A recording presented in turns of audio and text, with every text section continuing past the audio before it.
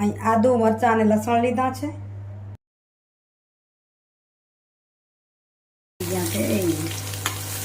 થોડીક શેકાવી જોઈએ, પણ આ તેલમાં શેકાય. અને કાંદાને પકાવી લઈએ. હવે એની અંદર નાખી દઈશું ટમેટા અને આને પીસી લઈએ. જો આપણી સરસ થઈ ગઈ ચટણી તૈયાર. તો સૂજી ને પૌવા બંને ફૂલી ગયા છે. એની અંદર આપણે 1 ચમચી જેટલું બેસન નાખી દઈશું. સ્વાદ અનુસાર નમક લઈશું. અહીં 3 મરચાં નાખું છું. પાણી નાખો તો પણ ચાલે. તમે આ રીતે બનાવજો. નમસ્કાર મિત્રો, કેમ છો? મજામાં? આપ સૌ કુશળ હો એ જ શુભેચ્છાઓ સાથે મિત્રો વિડીયોની શરૂઆત આજે 11 વાગે કરી રહી છું. ઝાડુ થઈ ગયું, હવે પોતા કરીશ. અને વધારાના કપડાં છે બધા કાઢ્યા છે, નેપકિન ને પોતા અને તો એને પલાળી રાખ્યા. અને અહીંયા આ બાજુ જુઓ મંદિર કર્યું છે સાફ. ભગવાનનું મંદિરે 8 દિવસે જેમ ફ્રી હોય તે થાય તો ઘસી લઉં. એ પડ્યું નીચું. ટણંગ ટણંગ આવ્યો અવાજ, ઘંટી આમે વાગી ગઈ. તો આ કરી લઉં ને વિડીયોની શરૂઆત કીધું કરી નાખું અને પછી ધીરે ધીરે એક પછી એક કામ બતાવતી જાઉં. આજે દાણા સાફ કરવાના છે અને થોડુંક વધારાનું કામ કરવું નથી આજે. કોશિશ એવી કરવી છે, શાંતિ કરવી છે. પહેલાં ભગવાનના વાઘા સીવાના ચાલુ કર્યા છે, જે અધૂરા રહી ગયા છે. આજે સિવાય જાય તો થાય. કેટલે પહોંચે છે જોઈએ. તો મિત્રો વાગ્યો છે 1:30. બીજું કામ થઈ ગયું. ફટા અને પગલું છણિયા નાખી દીધા મશીનમાં, એટલે કદાચ ધોવાઈ ગયા છે તો સુકાવી આવ. અહીં જો દાણા સાફ કરી રહી છું. રજા હોય ત્યારે મને એમ ઘણીવાર એમ થાય કે આજે વધારાનું કામ કરીશ જ નહીં, તો એ કામ મળી જાય. તો અહીં દાણાના અલગ અલગ ભાગ કરી રહી છું અને પછી સાચવી નાખું એટલા માટે.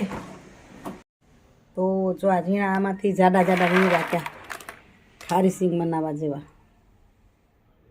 કેટલા મસ્ત છે, મોનુમાં ખાઈ આપ્યા છે. પછી આ રહ્યા, આ ઢગલો છે. હવે આનામાંથી છે ને સાવ ઝીણા વીણી છે, એમાંથી છે ને વીણવાના બાકી છે. કેવા તો આવા સાવ ઝીણા, એટલા મીઠા લાગે ખાવામાં. એકવાર ખાવાના ચાલુ થઈ જાય પછી સાફ કરતાં કરતાં મોઢામાં હાલ્યા જાય. તો જે આમાંથી વીણી લઉં. હજી આમાં કોઈક આવા જાડા રહી ગયા હશે, એને વીણી લઉં. કરતાં કરતાં વળી વિચાર આવ્યો ચાલો વિડીયો બનાવી. મિત્રો 3:15 થયા અને જો આપણા દાણા ભરાઈ ગયા. અહીંયા મોટી બોટલમાં જાડા જાડા ભરાઈ ગયા. એની ખારી સિંગ બનાવશું. પહેલાં મેં રેસીપી બહુ જૂની આપી છે, ઘણા સમય પહેલાં. હવે આપણે આપશું, પણ અત્યારે નજીકમાં નહીં થાય, થોડાક દિવસ રહીને કરી આપીશ. તો આમાં મેં ભરી રાખ્યા છે, ખરાબ ન થાય, થોડાક દિવસ રહીને કરું એટલા માટે. આ એકદમ જાડા, જેની આપણે ખારી સિંગ બનાવશું. આ એવા છે કે જે મમરામાં નાખશું, દાળ શાકમાં નાખી શકાય એવા.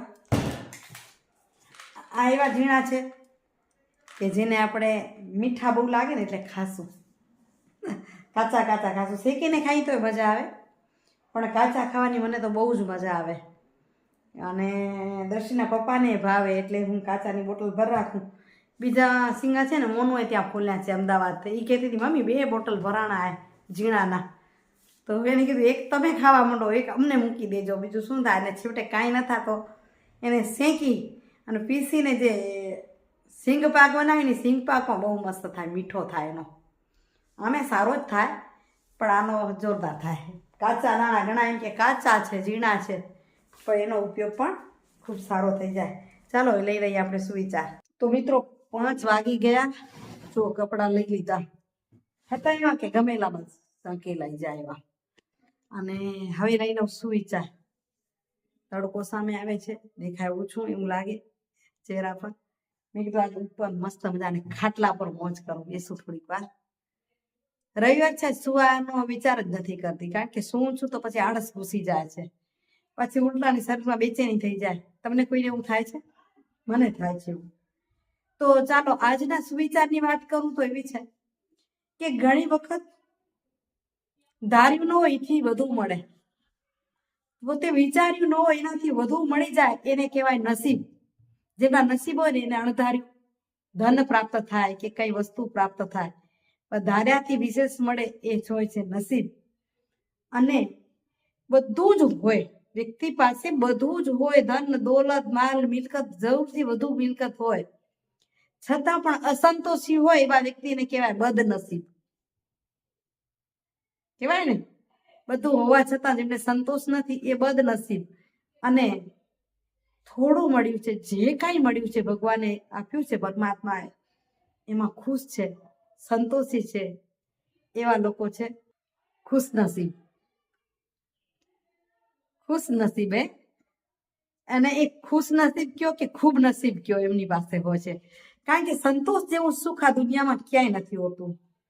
અમીરોને ઘરમાં સુખ હોય એવું જરૂરી નથી, અને ગરીબ હંમેશા દુઃખી હોય એવું જરૂરી નથી. સંતોષ જેવું સુખ ક્યાંય ન હોય. અને આ બધું પરમાત્માથી કૃપાથી મળે ને. તો મિત્રો 6:45 જેવા થવા આવ્યા છે અને સાહેબ આવી ગયા છે ઘરે.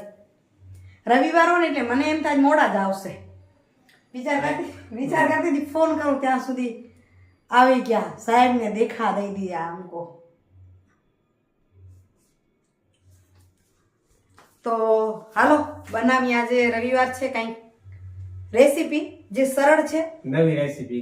હા, નવી પણ સરળ છે. ગામમાં પણ આપણે બધી જ વસ્તુ મળી જાય અને બનાવી શકીએ એવી. ગામડિયા ગામમાં શું બને, આપણે હંમેશા એમ જ વિચારીએ છીએ ને, શહેર હોય કે ગામ હોય, આ રેસીપી સારી છે તો ચાલો બનાવીએ આપણે આજે એક સાદી સરળ રેસીપી. પણ છે જોરદાર, ટેસ્ટી છે એકદમ.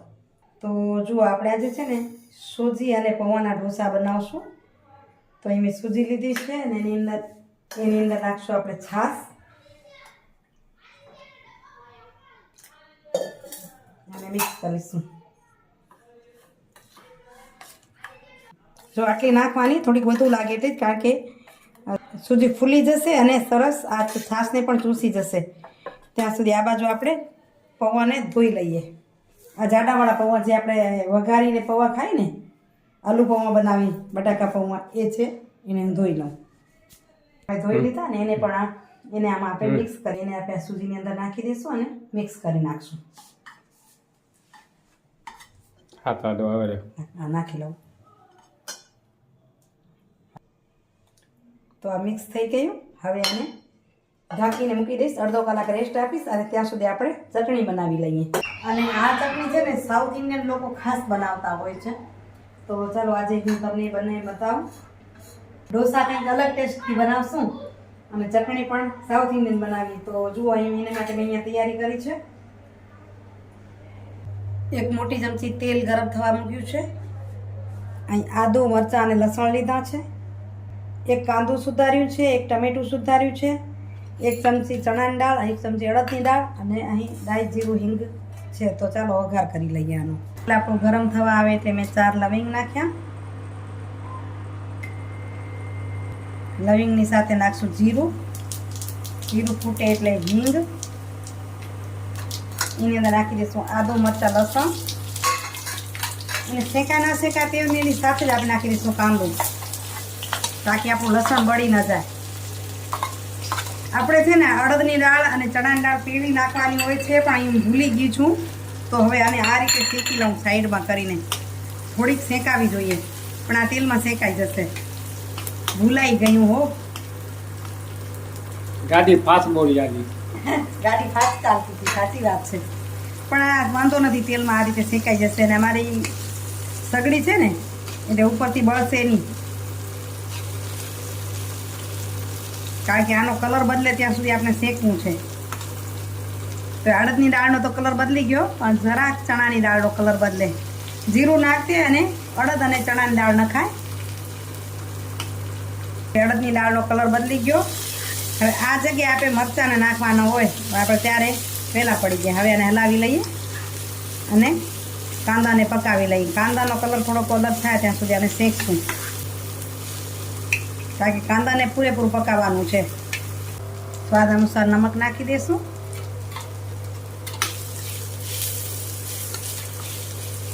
હવે એની અંદર નાખી દઈશું ટમેટાં. ટમેટાં થોડીક વાર ગળી જાય ત્યાં સુધી આપણે એને પાછા શેકશું.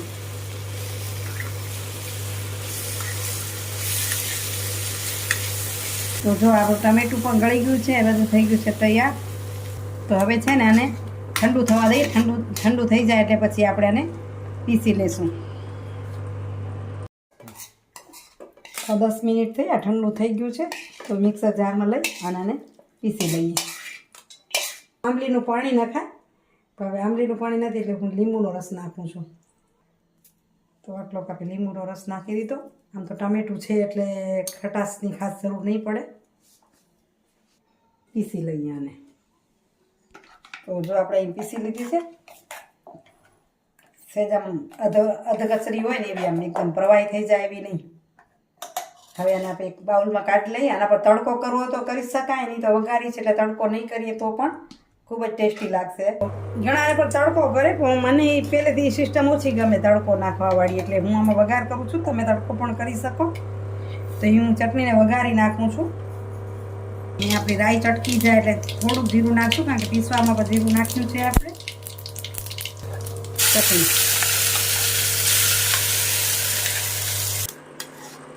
તો જો આપણી સરસ થઈ ગઈ ચટણી તૈયાર. અહીં ડેકોરેશન માટે જે સૂકા મરચાં નાખે ને એ મેં નથી નાખ્યા, કારણ કે ખવાતા તો હોય નહીં, મોટે ભાગે ડેકોરેશનમાં જ હોય. ચાલો હવે આપણે કરીએ ઢોસાની તૈયારી. અડધો કલાક થઈ ગયો છે. હવે આપણે સૂજી અને પૌવાને જોઈ લઈએ. તો જો સૂજી અને પૌવા બંને ફૂલી ગયા છે એકદમ. હવે આને આપણે પીસી લેશું. હવે એની અંદર આપણે 1 ચમચી જેટલું બેસન નાખી દઈશું, ચણાનો લોટ, સ્વાદ અનુસાર નમક નાખી દઈશું અને એમાં ટ્રાન્સફર કરી અને એને પીસી લઈશું. અહીં 3 મરચાં નાખું છું. બધી ખાસ ખાવ એ પ્રમાણે નાખવાનું.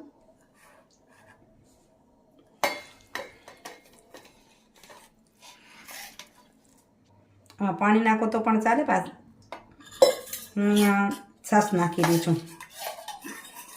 છાશ મારી મોડી છે એટલે,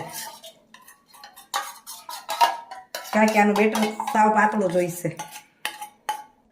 હવે એને પીસી લઈશ.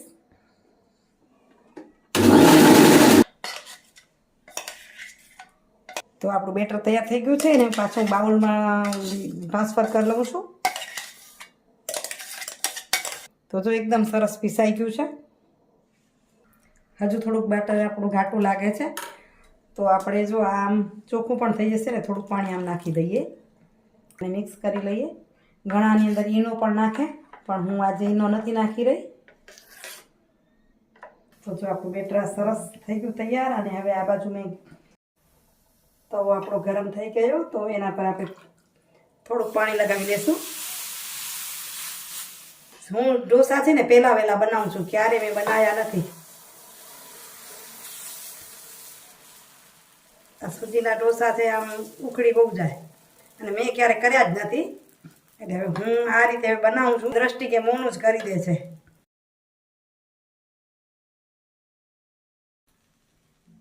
તો આને ઉતારી લેશું. શું મારી પહેલી વહેલી છે એટલે દર વખતે સરખા થાય એવું જરૂરી નથી, એવું થઈ જાય.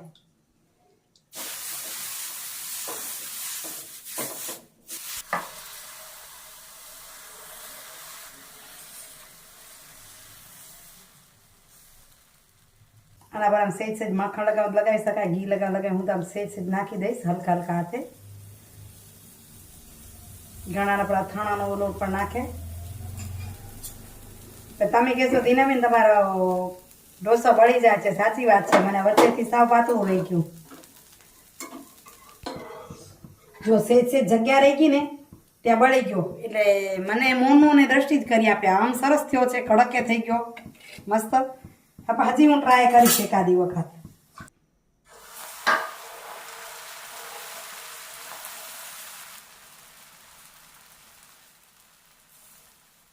તો તૈયાર થઈ ગઈ છે આપણી ડીશ. હવે એમાં આ જરાક ક્રિસ્પી થયો છે ઢોસો, જો જરાક બોલે છે આમ, અને આ ઉતાપા ટાઈપનો થયો. હવે બીજી વાર હું બેટર લઈને તૈયાર ખીરું લઈને બનાવીશ ત્યારે કેવો થશે. મારી પ્રથમ ટ્રાય છે ઢોસા બનાવવાની. બાકી આ ખીરું સરસ છે, કારણ કે મેં આટલા માટે બનાવ્યું છે આ વસ્તુ, કે આ વસ્તુ ગામડામાં મળી જાય. તૈયાર ખીરું ગામડામાં મળે નહીં.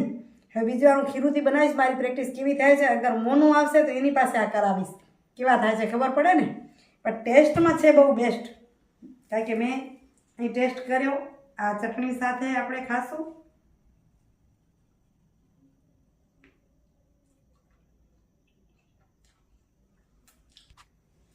ખરેખર બહુ જ સરસ થઈ છે. ચટણી પણ એટલી સરસ થઈ છે ને આનો ટેસ્ટ પણ એટલો સરસ છે. મોટે ભાગે અમે જમવા બેસી એમ કહેતી હું ચાખતી નથી. આજે કે આ નવી આ વસ્તુ છે ને એટલે મેં ચાખી તમારી સામે. બહુ જ સરસ થઈ છે. તમે જો ઢોસા ઉતારી લેતા હો ને તો જરૂરથી ટ્રાય કરજો. મારે જેમ અખતરો કરવો હોય તો પછી ઉતારવા પડશે. મિત્રો આજનો વિડીયાનું કરું છું એન્ડિંગ. આજની આ રેસીપી કેવી લાગી કમેન્ટ કરીને જરૂરથી કહેજો, તો જ મને ખબર પડશે ને. તો ચોક્કસ કહેવાનું છે. આવજો મિત્રો. હરિઓમ.